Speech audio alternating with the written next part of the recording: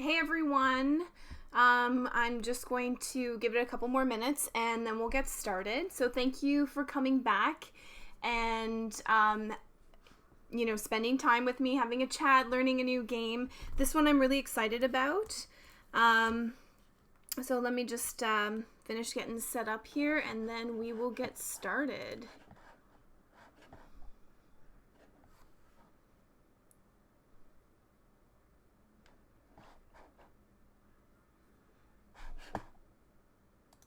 Okay, so I also added a new chat overlay, so I'm just testing to make sure that that works.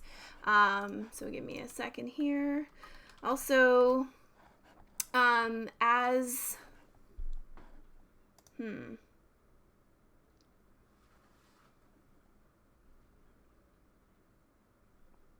Okay, so the chat overlay is not working right now.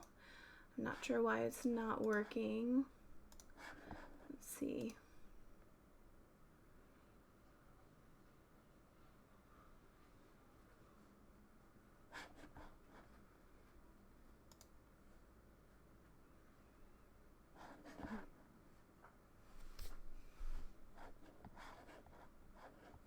Sorry, some little technical difficulties here.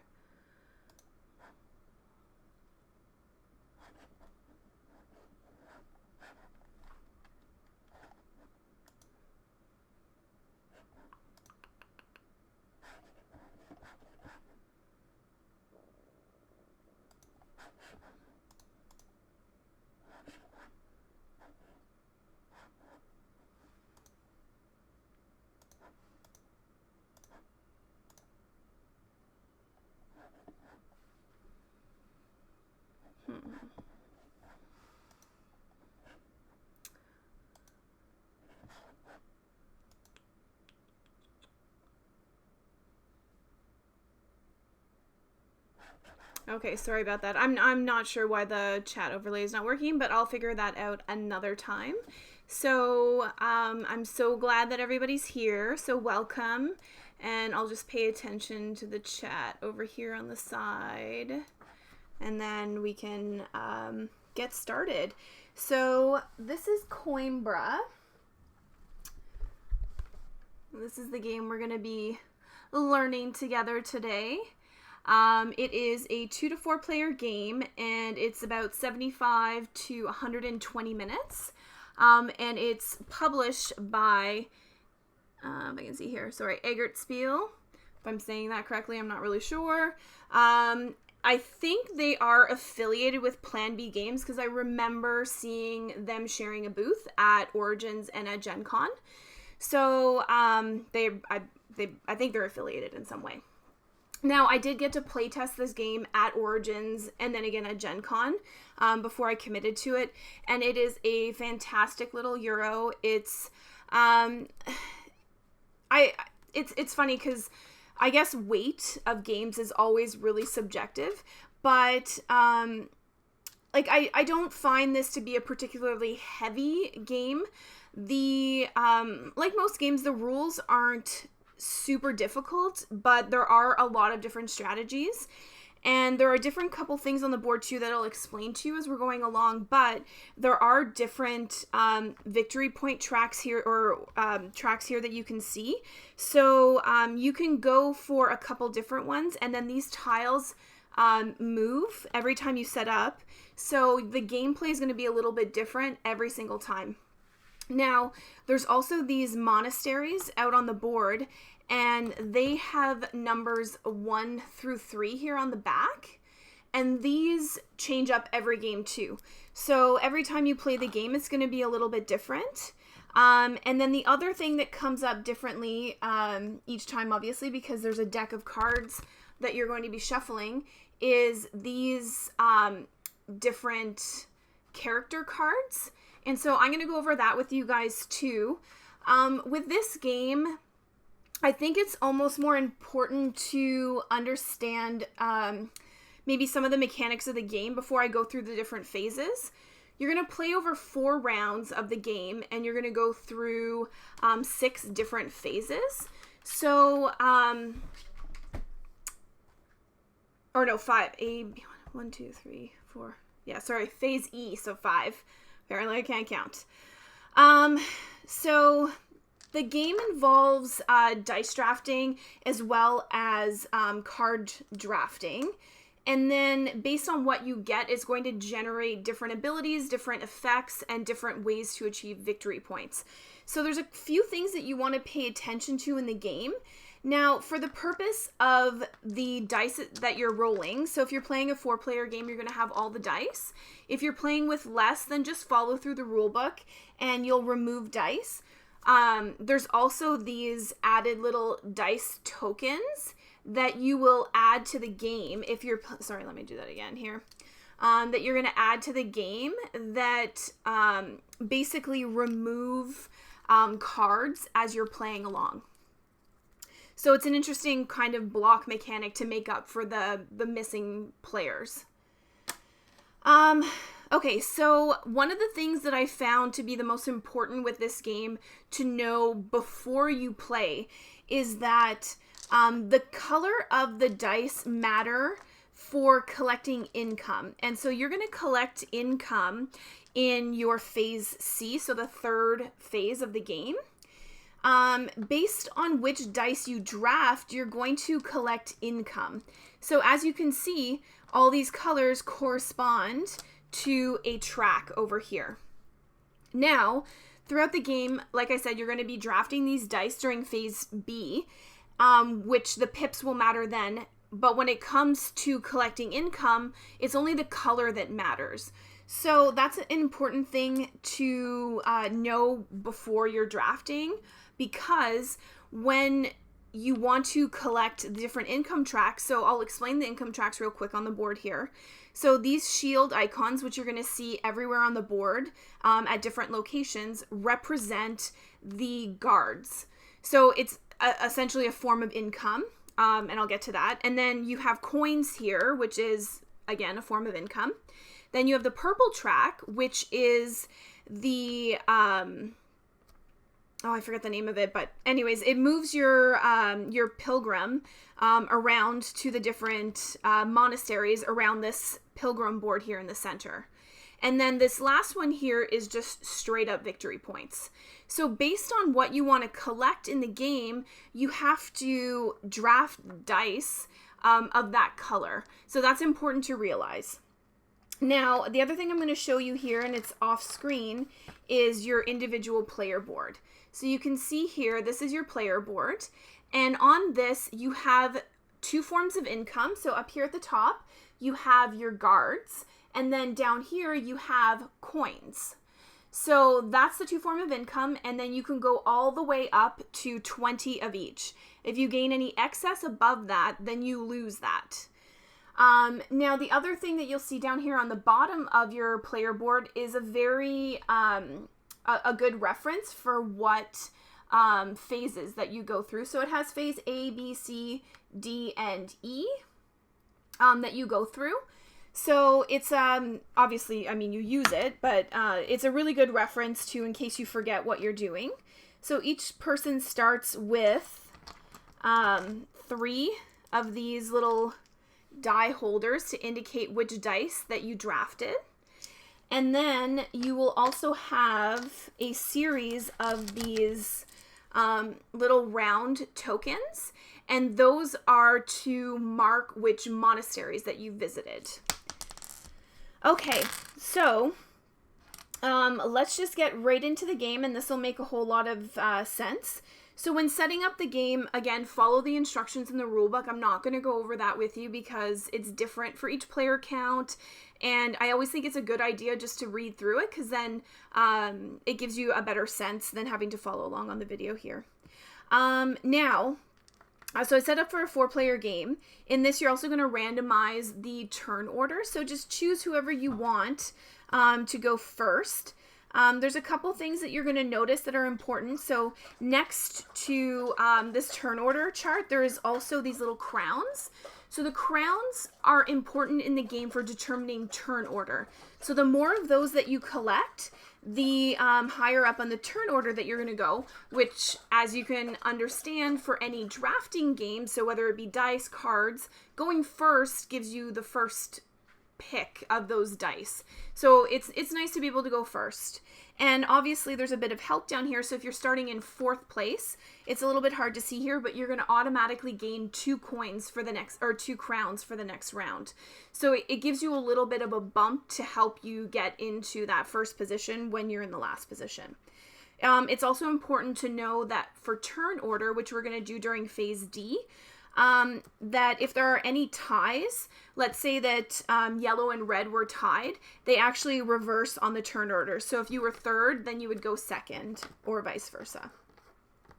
Okay, so the first thing that you're going to do in the game is you're going to take all of the dice, which is your phase A, you're going to roll them, and this is going to be your draft pool. Oh, I should have mentioned the white die here.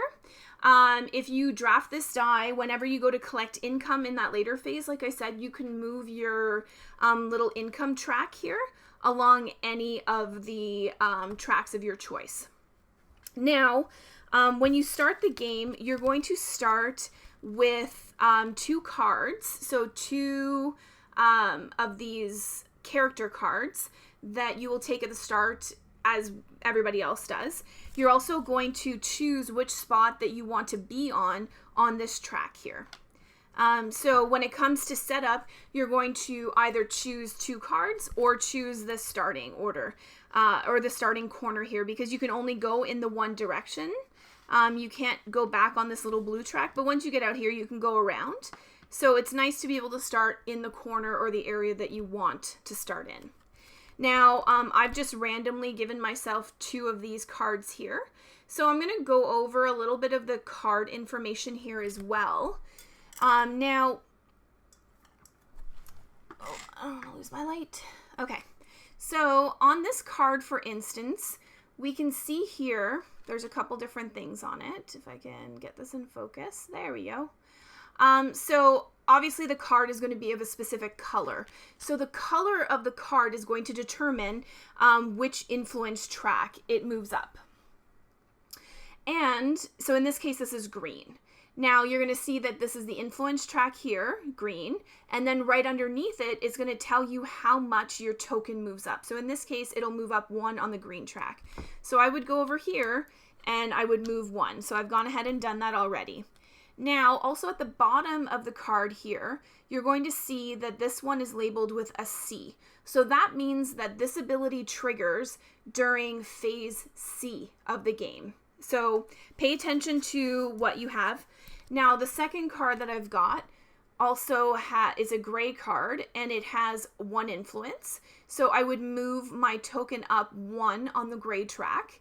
And then this one also has a C on the bottom. So that one would trigger during phase C.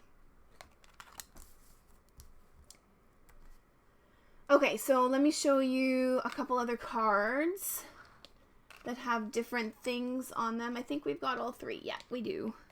Okay, so there are also cards or monasteries with this lightning bolt on it. So the lightning bolt is an immediate effect, which means that as soon as you grab this card, you would immediately gain 2 coins and advance your pilgrim by 2.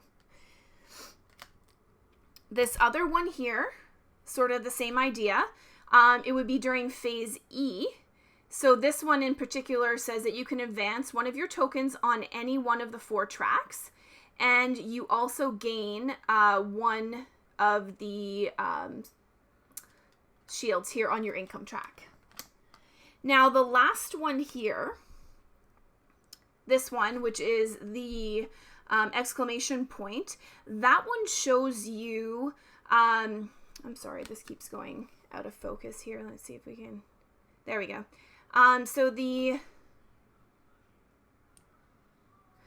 Okay, so it's an exclamation point. So you can see on here, exclamation points are for end game scoring. So anything that you have with an exclamation point will go for end game scoring. And those are just stored along your board. So again, if you have a look at your board here, you're going to have a couple different areas on the board on the bottom. Now you have a spot for C, which is over here. And then you have a spot for E and a spot for exclamation points as well as those lightning bolts. which means that you have a little spot around all your player boards so you can easily keep track of which different areas to pay attention to. So that's why that's a handy little aid there to follow. All right, so now as I said, phase 1, we roll these dice, and then this is going to be our drafting pool. So you would just put them off to the side here, and then people can draft from them. I'm just going to move them to the bottom here so we can still see them. Okay, so the purpose of drafting the dice is to access these different tiers of items. So at the very top, it's the castle, and then one step down is the higher city, and then the mid city, and then the lower city.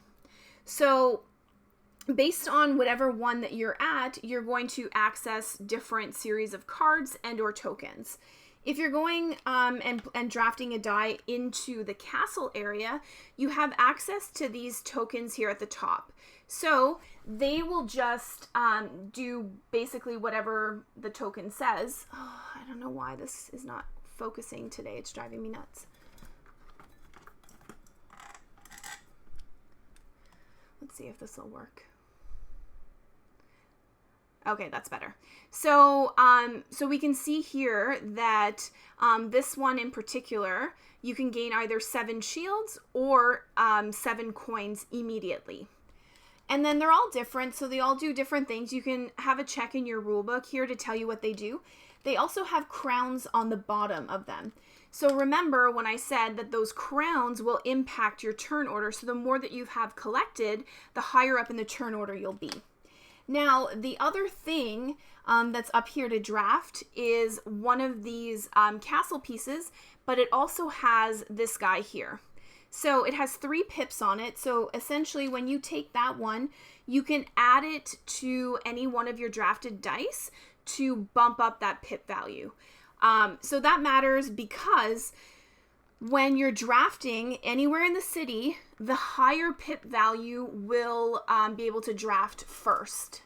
So so that would be 6-1. If you're drafting in the castle area, the lower value goes first. So obviously to grab whichever one you want, you're going to want to put a 1 up there. Or if you want to ensure that you're going to be the first to grab, you're going to want to grab a 6 in one of these areas. So that brings us to phase 2, which is drafting dice. So we're going to go through and we're each going to select dice, and then we add it to our little colored thing on the bottom here, and then we select an area that we want to go in. So I'm just going to add these here randomly, no particular order, just to show you what it'll look like. Okay, so now see, there's a 6 here already. So if I was going to draft to that same area, I would typically either put it above or below based on the value. But being that it's the same value, I'm going to place it to the right of it, which means that the person who got there first gets to draft first. And we're going to keep going. So we'll do that. Maybe somebody wants a 2 down here. And then a 3. Now, in the case, where there's a 1 here and there's a 4 here, if someone wanted to go there, they would go in between. So that's basically just how you're going to place these dice as you're going along. And then I'll explain. Actually, I probably should have explained this. It's during phase 3, but I'll explain it now that we're getting there. And then this is the last one. So we'll go, 5 here. Okay. So I mentioned that the color matters for gaining income. Now, the reason why the pip value matters here, other than who goes to go first, is also how much you pay to purchase one of those cards. So on these, in the city section, so the higher, mid, and lower city sections, that's where these cards are. So you have a series of 4 cards for each one. Now, at the top of the card, there's also going to be a symbol up at the top here. So it's either going to be a coin or it's going to be shields. Regardless of which one you pick, you have to have that amount to spend on your player board here. So that's where gaining income and then spending matters. So you want to focus on a couple of different things, but make sure that you have enough money to be able to draft those cards. So in the case here, if I placed, or I'm the 6th pip here. So I go first. I have to pay 6 either shields or coins based on whichever card I pick. So the benefit of playing a 6 is that you get to absolutely get the card you want, but you're spending a lot of money for it. Now, on the other hand, this person played a 3, so they'll go last when it comes to picking, so they'll get whatever's left over. So it's hard to formulate a strategy that way, but they're only paying 3, or in the case, of this mid-city one, this person is only paying 1. So if you don't really have a whole lot of money, that's not a bad way to go about it. Otherwise, if you really do need something for your strategy, then you're just really going to have to pay up. Okay, so that's phase 2, is basically drafting the dice and placing them there. Then we move on to phase C, which is retrieving dice. So this is where we're actually going to do the payment to retrieve our dice. So in this case here, there's no payment for the ones up at the top. The person to the leftmost will choose first. So in this case, they would just select one of those, immediately resolve the effect and the castle effect, and then they place their die back on their board. So you can see here, there are 3 little spots for your dice, and then those will sit there until we go through phase E, where we collect our income, and then we put them back in the pool. So you'll go through and you'll select different things. Now you'll also notice that the first card of every color to appear in this list has this little crown token on it. And if you take one of those, again, it's going to add to your turn order. So if you do select that purple one with this token on it, then it'll add 2 crowns to your turn order when we go to that phase. Okay, so you're going through, everybody's selecting them. Again, you're going to take the card, you're going to pay the cost. In this case, let's say that the blue player wanted this purple card. He has to pay 6 shields to get this card, okay? Then what he would do is, as the blue player, we can see on here, it's the purple track. We're going to move the blue player's token up 3 spots, 1, 2, 3, on the purple track, which again is how we move our pilgrim throughout the city. Now, the other thing here on the bottom, that's an immediate effect of moving your pilgrim 3 spots. So again, the lightning bolt is an immediate effect. So you do whatever effect is on the card. So this is pilgrim, move 3. So you would take your corresponding color, in this case it's the blue player, and you would move it 3 spots. So there are little circles on the board as well as these monasteries. So the circles you just kind of pass through, and then the monastery, any monastery you go through, let's say, for 3, he would go 1, 2. So this one here, you would take your blue little blue disc, place it on the top of this monastery to indicate that you've been there. So it's important noting you cannot block people from visiting these at all. So it just shows to represent that you've been there. Every other person can go there after you. It doesn't matter. You're not blocking them. Okay, so that was 1 space, 2 spaces, and then I continue my movement. You don't have to use the full movement amount, but you might want to if you're going forward. If you wanted to reverse at some point, then you might not want to. So then you'd go 3, and then now I'm in between 2 different, I'm kind of like on a Y-shaped road, so I can choose at this point on my next turn if I want to continue this way, it doesn't really matter. Okay, so then we go through drafting, and then you keep going. Now, let's say that this person drafts this card. It's the orange track, so this player will move their piece 1 on the orange track, and then this thing at the bottom here says that during phase E you can spend 2 coins as many times as you want for 1 victory point. So this is a little an important card to have if your income level up here on the coin track is quite high, because you can't have more than 20 coins, which means that at any point during phase C, before you collect income, you might want to spend a couple, some of your coins on your board here, on your player board, to knock yourself down so that when you're gaining income, that you're not wasting anything. So that's a good strategy to have. Now, again, you're going to go through all the different cards, place them in your appropriate slot. If they're an immediate effect, you do it immediately. However, don't forget, you always increase your influence on this track based on the color and then the amount. So this one is a green track and it's 3. Now, also notice that on this one in particular, there is a little seal down here on the bottom. Now, all the cards, or not all the cards, but there will be cards that have those, as well as you'll notice out here on the monastery, this very first one that we visited, also has a seal. So there is a set collection in this as well, and you're going to gain victory points based on how many you have. There's a total of 5 seals, and I believe you get 12 points for each of your different sets.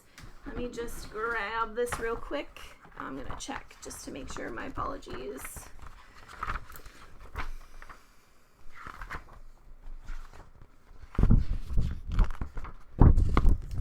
Yeah, so 12, and then 4 is 8, 3 is 4, 2 is 2, and 1 is 1. Now, you can't use the same seal multiple times for different sets, as most set collecting stuff, that it has to be individual ones. So that's another way to get victory points, is you might want to draft cards that have those seals on them so that you can collect victory points that way. So now, hypothetically speaking, you know, everybody's drafted. We've all taken our cards.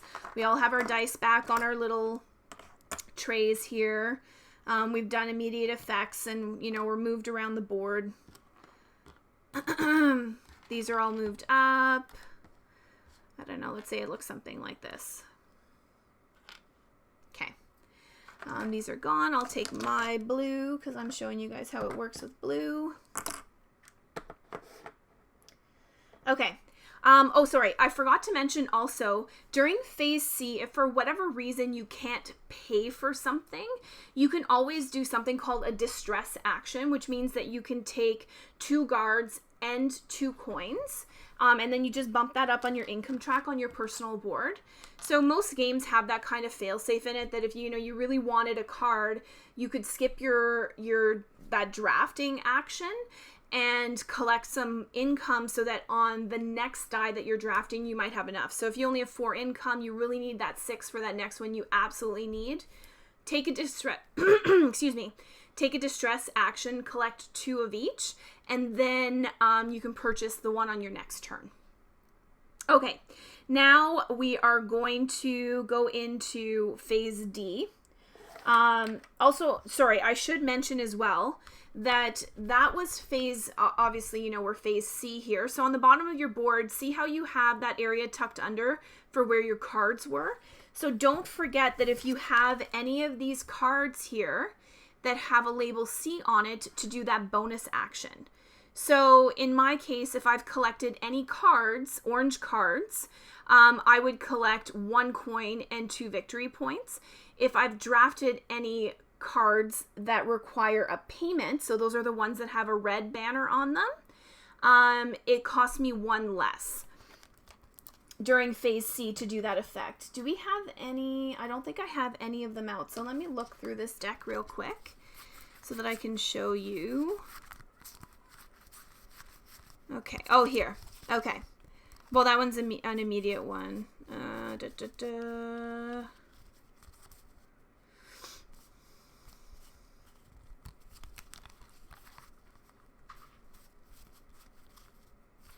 Oh, yeah. Okay, here. So, whenever there's a red banner at the top portion, you have to pay that amount to gain the bonus on the bottom. So you can see that there, if the stupid camera will focus. Oh, it's frustrating. I think it's because it's now starting to get really dark early, so I'm having some lighting issues. So I have ordered some better lights, so hopefully that'll be fixed for next time and it can focus a little bit easier. But the red banners means that there's a cost associated with it. So just pay attention to whatever cards that you have if you have any during Phase C, so that you can do those bonus abilities at the right time. So don't forget about them. All right, so moving on to Phase D. So this is the new player order. So in this, like I said, you're going to add any crowns that you've accumulated on your turn, as well as adding any crowns that are next to your current position. So me being, let's say, blue player, my apologies, I have no crowns next to my turn order up here on the board because I'm already in first place, so I don't need any help getting back up there. But let's say that I've drafted this during the turn, so I managed to get a purple token with 2 crowns. I've also gotten one of these castle tokens with 1 crown. So I have a total of 3 crowns. Now, the black player on the bottom here starts off with 2 crowns. So if he manages to get 1 crown, then he's going to bump me out of my position, because remember, we do the reverse if there are any ties. So if we're tied 3 and 3, because I was already in first, I would go down to second and he would go to first. Of course, if there's, anyone else that's either tied or has gotten more than 3, then they're going to go in that turn order. And then these tokens, I'll go back. You're going to refill you're going to empty this entire character board here. So you would get rid of everything. And then you would play out 4 new cards on each of these city locations. So again, it's 4 per section of the city. You have upper city, mid city, and lower city. And again, you're going to place these crown tokens.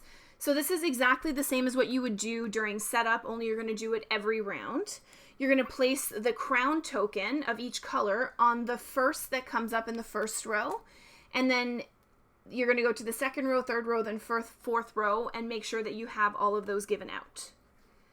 And that is it for Phase D. So it's really just turn order. Then Phase E, we're going to gain income. So again, this is absolutely important that pips do not matter. So let's look at what I drafted during the second phase. So I drafted a purple die with a 1 value. Again, pips don't matter, so don't even worry about the pip value. And then I drafted a gray die and a white die. So in this case, I'm going to gain my income from the gray track, the purple track, and the white die is a wild die. So I will gain income from whichever track I want to. So in this case, I just come over here, I look at my blue tokens, and I'm going to gain my income from my purple track.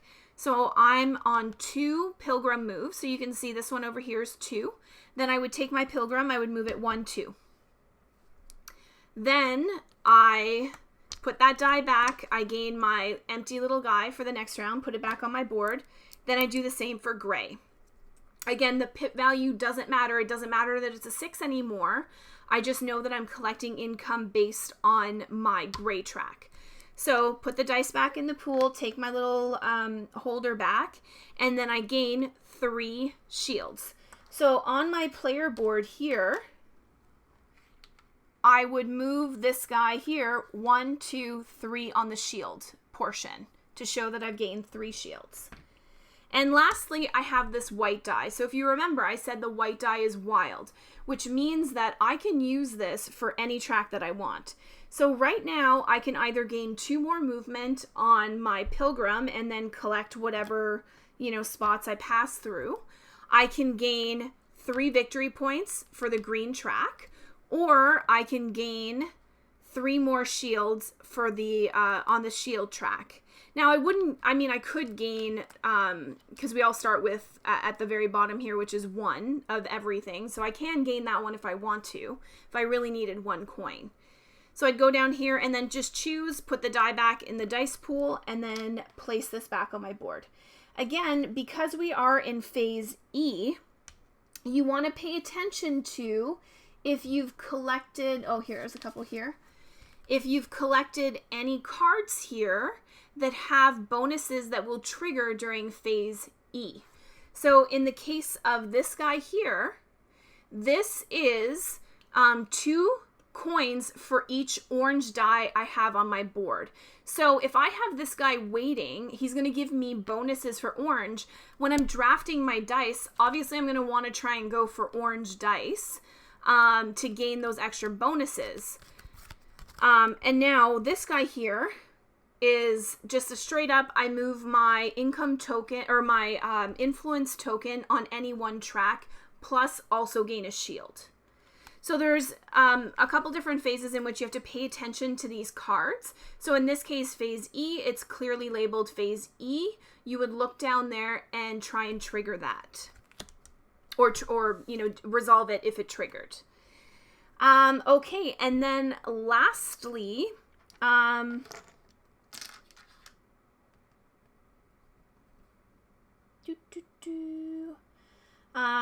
we finished doing all of our adjustments, everything, and then we start again. So during the next phase, after all the cards have been divvied out, you've collected all your income, you've resolved all of your spots on the board, including these different ministry or monastery locations. You're going to take all the dice again, roll them, and then this creates your new dice pool. Now, I forgot to mention, there is technically it's a phase F, which is what this is at the bottom of the board. I'm going to try and move this so it's less glary for you. So at the bottom of the board here, you're going to see these are voyages. So at the end, once you've collected all your income, you've done everything, you have an opportunity to basically pay for one of these voyages. Now, they have different endgame scoring. As well as on the board, the first 3 spots are coins, and then the last 3 spots are shields. So the number indicated on the card plus the symbol is how much you have to spend to back that voyage. So in the case, like for this Brazil one, it would cost me 8 shields. And then the victory points here at the end, on this card in particular, you would gain 2 victory points for each level 1 monastery that you have a token at. And there's a ton of different ones. You have a stack of cards. They're going to come out different each turn. So be sure to read the rule book to make sure that you know what bonus it is. And then it's important to note that if you have this, if you got this token here in the castle, that each voyage, you can decrease the cost by 2, as well as you get an immediate free, chance to back one of those voyages when you collect this piece during the phase C, sorry. So keep that in mind if you have this, that your voyages are discounted. So keep that in mind because it does make a big difference. So you're going to go through, decide if you want to back one and only one of these per round. Again, unless you have this token, then you have the opportunity to do 2. Reset everything, roll your dice, and then you're going to go through, again, phase A through F all over again, and you're going to do that 4 times. Then, once the end of the game triggers, you're going to count up your end of game victory points. So again, you're going to have to look at these cards down here at the bottom. There is that exclamation point. So remember that the exclamation point are end game scoring. So if you have any of these, this is the time that you're going to calculate those victory points. And then as well as I already talked about sets. So these scrolls are going to gain you victory points as well based on how many sets you have. And then you're also going to have this track here up at the top. So the higher you are up on any one of these individual tracks, the more victory points that you're going to get. So in the case of the gray track, we have this token right here. So the player with the track that is the highest gets 10 victory points. I don't know if you can, there, 10 victory points. The player in the second place gets 6. And in this case, only if you have 4 players will you count the third positioned player would get 3 victory points. And you're going to do it for each one. They're all different values. So make sure that when you're counting victory points that you're going to go through and do that. And then lastly, you're going to add up your remaining shields, plus coins, plus however many crowns that you had during phase D of that last round. So if you had, 5 coins, or 5 crowns, sorry, add 5 crowns to the income that you have for both of these tracks, and then divide it by 2. So that gives you the amount of victory points that you're going to get added to your final score as well. So let's say, that you had 22 divided by 2 is 11. You're going to get an additional 11 victory points. And then whoever wins. And that's what it comes down to. So hopefully you found this tutorial informative. If you have any questions at all, please feel free to ask them in the chat, or this will be uploaded to YouTube after. You can always post in the comment section.